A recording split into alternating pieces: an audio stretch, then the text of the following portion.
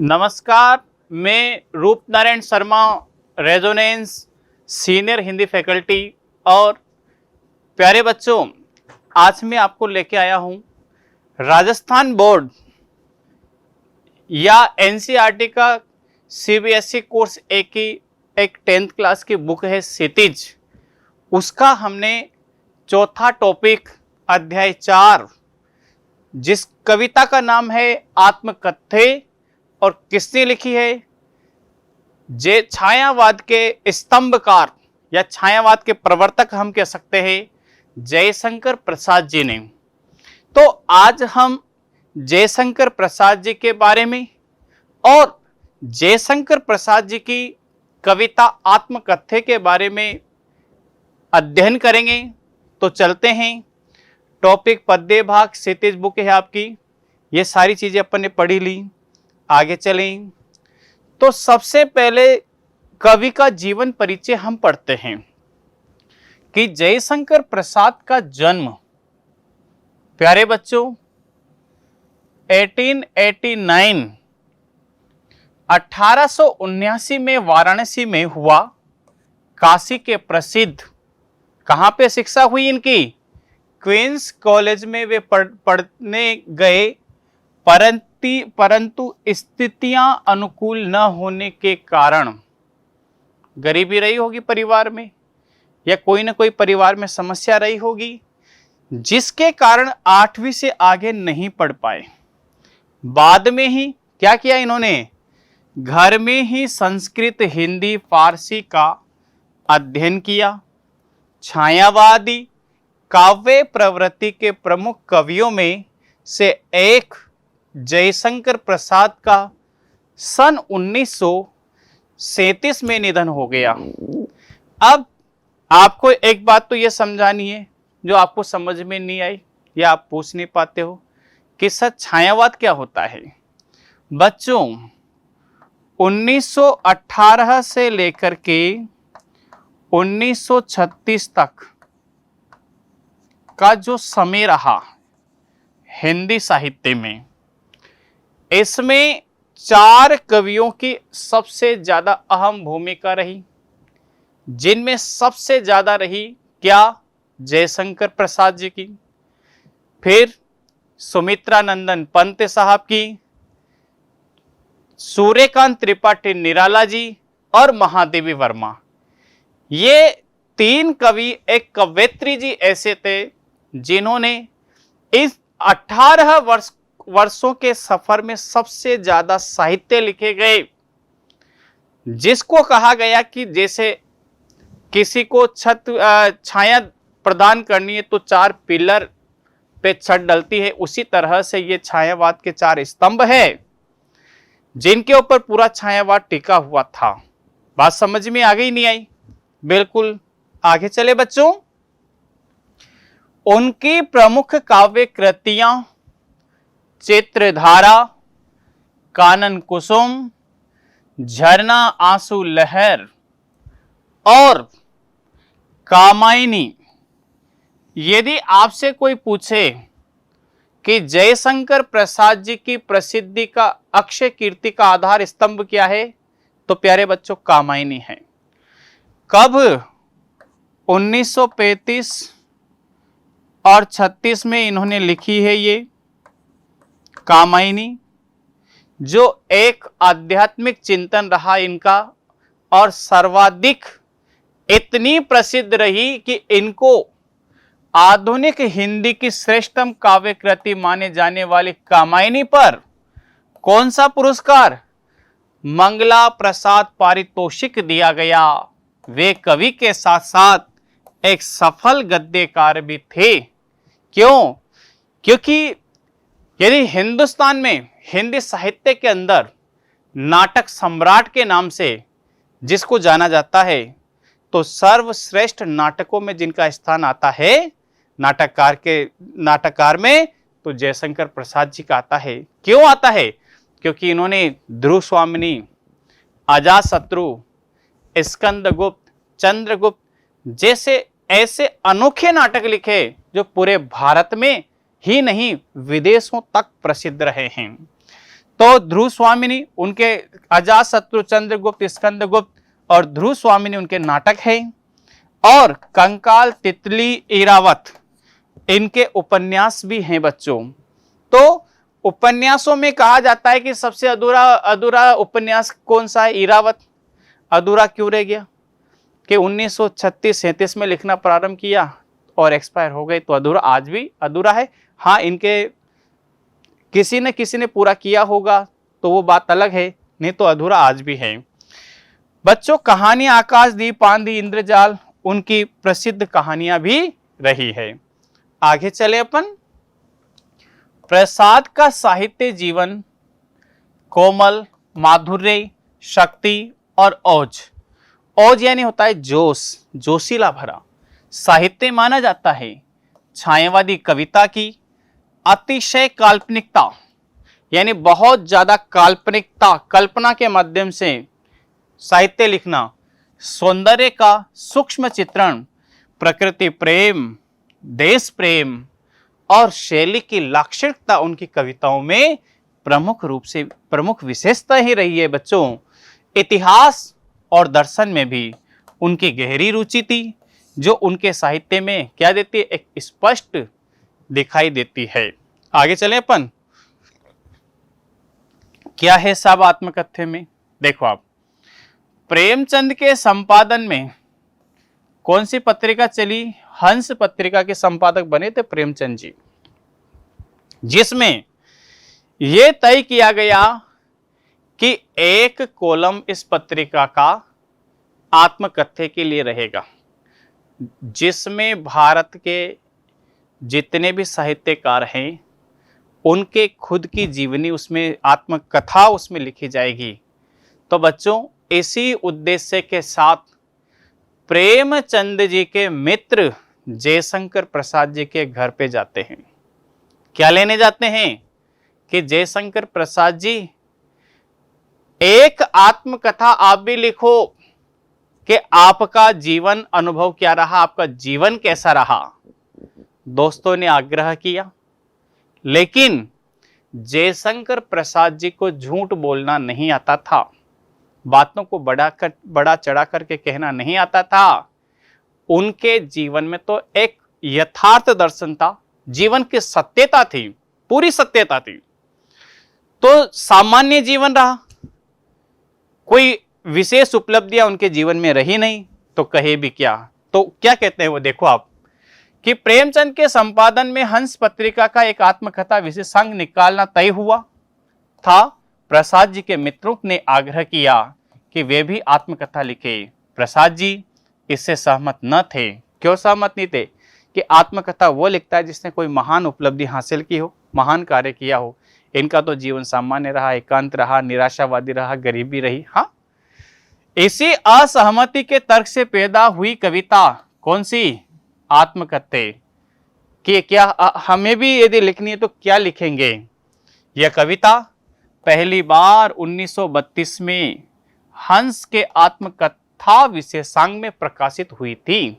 छायावादी शैली में लिखी गई इस कविता में जयशंकर प्रसाद ने जीवन के यथार्थ एवं अभाव पक्ष के मार्मिक अभिव्यक्ति की है। बच्चों, यथार्थ, जीवन की कटु सत्यता, और अभाव कि जिसके जीवन में कुछ भी नहीं होता है, कैसे निर्धनता में, कैसे निराशा में किसी दुखी व्यक्ति जीवन को व्यतीत करता है, उसकी अभिव्यक्ति की है। छायावादी सूक्ष्मता के अनुरूप ही अपने मनोभावों को अभिव्यक्त करने में जयशंकर प्रसाद ने ललित, सुंदर एवं नवीन शब्दों के बिंबों का प्रयोग किया है। बिंब समझते हो? दृश्य उपस्थित करना। जैसे बारिश हो रही थी और मैं भीग रहा था, तो आपके सामने वो दृश्य आ जाएगा कि बारिश कैसे होती है और कैसे भीगते हैं। ऐसे दृश्य उपस्थित करना। इन्हीं शब्दों एवं बिंबों के सहारे उन्होंने बताया कि उनके जीवन की कथा एक सामान्य व्यक्ति के जीवन की कथा है। इसमें ऐसा कुछ भी नहीं है जिसे महान और रोचक मानकर लोग वाहवाही करेंगे। कुल मिलाकर इस कविता में एक तरफ कवि द्वारा यथार्थ की स्वीकृति है, तो दूसरी तरफ एक महान कवि की विनम्रता भी है। बात समझ में आ गई नहीं आई आपको? आत्मकथा बच्चों कवि के द्वारा लिखी गई एक आत्मकथा। सबसे पहले तो इसको पढ़ते कैसे हैं? क्या इसको लयात्मकता दे सकते हैं अपन? क्या इसको गा करके पढ़ सकते हैं? क्या इसमें गयात्मकता के गुण हैं, संगीतात्मकता के गुण हैं, शैली इसकी ऐसी है? तो बिल्कुल है। पढ़ के आपको बताते हैं कि मधुप गुनगुना कर कह जाता, कौन कहानी यह अपनी, मुरझा कर गिर रही पत्तियां, देखो कितनी आज घनी। क्या कह दिया? मधुप जिस तरह से भंवरा, मधुप यानी क्या होता है? भंवरा। जिस तरह से भंवरा अपने मन के दुख दर्द को गुनगुनाकर यानी गूं गूं गूं गूं गूं गूं गूं करता हुआ कह जाता है, और संसार के लोग भंवरे के मन की भावनाओं को नहीं समझ पाते हैं। इसी तरह से कवि जयशंकर प्रसाद वृद्धावस्था में हैं। जितने भी जिंदगी के सुख हैं वो सारे निकल चुके हैं। आने वाला पड़ाव दुखी है, निराशा है, हताशा है, एकांत है, यानी उनके जीवन में कोई नहीं है। तो इसी तरह से है मित्रों, मैं भी उस भंवरे की भांति अपने मन के अनुभवों को आपको कहना चाहता हूं, लेकिन भंवरे के मन की बात को कोई नहीं समझता, कोई ध्यान नहीं देता।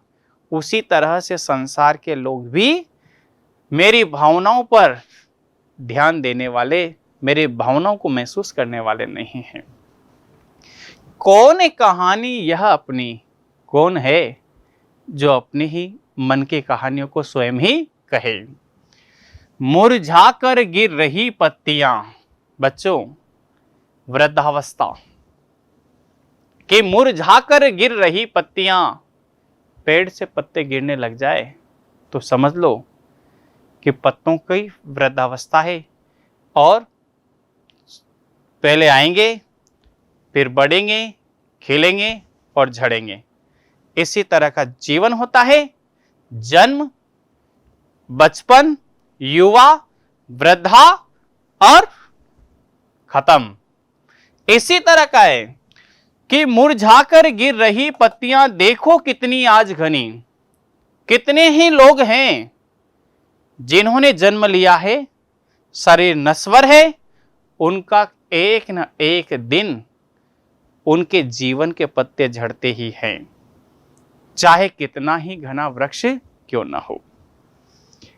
ऐसे गंभीर अनंत नीलिमा में क्या कह दिया कि है मित्रों, इस सारे संसार में, सारे ब्रह्मांड में, तुम कहते हो ना आत्मकथा लिखो, तो मैं कहता हूं आपसे कि इस सारे संसार में, अनंत नीलिमा में असंख्यक जीवन इतिहास, इतने आत्म इतिहास भरे पड़े हैं जिनकी कोई गणना नहीं कर सकता। हाँ, जैसे अनंत नीलिमा में तारे रात में टिमटिमाए रहते हैं, उसी तरह से इतिहास भी उतने ही भरे पड़े हैं। जिस तरह तारों की गणना नहीं होती, ऐसे ही इतिहासों की गणना भी, आत्मकथा की गणना भी कोई नहीं कर सकता। लेकिन हुआ क्या? आत्मकथा लिखने के फायदे क्या हैं? यह लोग करते ही रहते हैं अपना व्यंग्य मलिन उपहास। जिसने भी अपनी आत्मकथा इस संसार के सामने रखी, इस संसार ने उनकी भावनाओं को ठेस पहुंचाई है, उन्हें कष्ट दिया है और उनका मजाक उड़ाया है, इसके अलावा कुछ नहीं किया। बात समझ में आ गई आपको? 4 लाइन। फिर तब भी कहते हो कह डालूं, दुर्बलता अपनी बीती, तुम सुन कर सुख पाओगे, देखोगे यह गागर रीति। तब भी कहते हो हे मित्रों, उस पर भी यदि तुम मेरे से कहते हो कि जयशंकर प्रसाद जी आपके जीवन की आत्मकथा लिख ही दो, तो मैं आपसे कहता हूं कि दुर्बलता अपनी बीती, कि मेरे जीवन में तो कमजोरियां ही कमजोरियां रही, मेरे जीवन में कोई विशेष उपलब्धि मुझे हासिल नहीं हुई। तुम सुनकर सुख पाओगे, दूसरों की पीड़ा, दूसरों के कष्टों को सुनकर के। है मित्रों, मेरे जीवन के कष्टों को, दुखों को सुनकर के तुम्हें सुख तो मिलेगा, लेकिन देखोगे, क्या देखोगे कि यह गागर रीति, ये क्या है, खाली घड़ा है। अरे इसके जीवन में तो कुछ भी नहीं है। जिस तरह घड़े में कोई पानी ना हो तो उसका भार कैसा, तो जिसके जीवन का कोई इतिहास ना हो तो वो जीवन ही कैसा। तो क्या कह दिया, और मेरे को झूठ बोलना आता नहीं है कि मेरा तो एक खाली घड़ा है। अरे कुछ भी नहीं है, कुछ भी महानता नहीं है, उपलब्धियां नहीं है। हाँ, लेकिन क्या कह दिया कि किंतु कहीं ऐसा न हो कि तुम ही खाली करने वाले, अपने को समझो मेरा रस ले अपनी भरने वाले। है मित्रों, लेकिन कहीं ऐसा न हो जाए क्या कि तुम ही खाली करने वाले। घड़ा क्या है यहां पर, मन है, कि मेरे मन की पीड़ा, मेरे मन के दुख दर्द, मेरे मन की निराशा, मेरे मन की उदासी यदि मैं खाली करने लगूं तो कहीं ऐसा न हो जाए कि मेरे मन का बोझ तो हल्का हो जाए, लेकिन अपने को समझो मेरा रस, कहीं तुम्हारे मन में मेरे मन की अनुभूतियां, मेरे मन की निराशा, मेरे मन के दुख दर्द, मेरे मन की हताशा, मेरे मन की उदासी, मेरे मन का एकांत तुम्हारे मन में न चला जाए और तुम उदास न हो जाओ। इसलिए मैं तुमसे अपनी आत्मकथा कहूं तो कैसे कहूं मित्रों। हाँ बच्चों, समझ में आया नहीं आया? एक एक शब्द, एक एक इसको जितना भी एक्सप्लेन कर सकता था मैं आपके सामने उसको सारा एक्सप्लेन कर रहा हूं। बस मैं चाहता हूं कि हमारे बच्चों को सही समझ में आए, अच्छा समझ में आए, और एक भी पंक्ति, एक भी शब्द ऐसा ना हो जो उनसे हट जाए, दिमाग से हट जाए। नहीं, सारा समझना है। आगे चले अपन, आगे चलो। किसको याद करते हैं? वो अपने बीते हुए, गुजरे हुए पलों को याद करते हैं और क्या सोचते हैं कि यह विडंबना अरि सरलते। अरि, अरि शब्द का मतलब देखो आप, अरि यानी होता है प्रिय, सबसे ज्यादा प्रिय। और प्रिय कौन है? यहां पर प्रेमिका। कौन है? प्रेमिका, जिससे कवि ने सबसे ज्यादा प्रेम किया। यह विडंबना अरि सरलते, तेरी हंसी उड़ाहूं मैं, भूलूं अपनी या प्रवंचना, औरों को दिखलाऊं मैं। विडंबना है प्रिय, यह मेरा दुर्भाग्य है। विडंबना शब्द का मतलब होता है दुर्भाग्य है। क्या दुर्भाग्य है?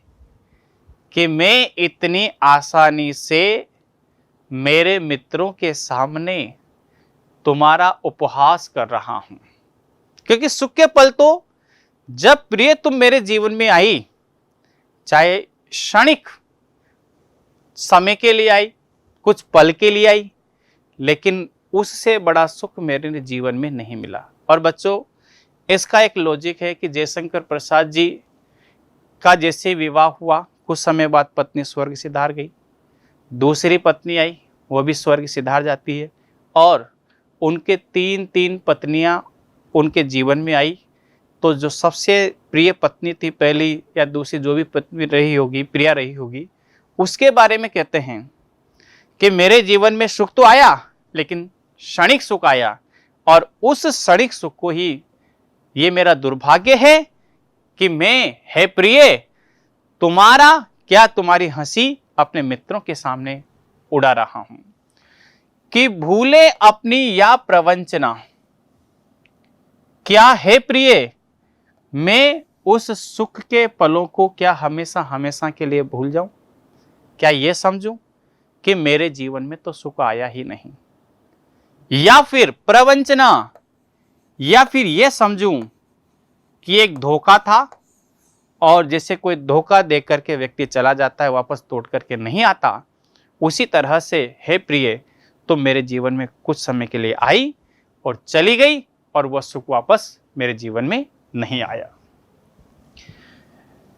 औरों को दिखलाऊं मैं उस धोखे को, उस सुख को मैं अपने मित्रों को कैसे दिखलाऊं, कैसे मैं इनको बताऊं कि तुम्हारा और मेरा प्यार, तुम्हारा और मेरा मिलन, जो मैंने जीवन में सुख पाया, वह कैसा था। बच्चों, आज हम इतना ही पढ़ेंगे। कैसा लगा जरूर आप कमेंट करके बताना। बहुत बहुत धन्यवाद।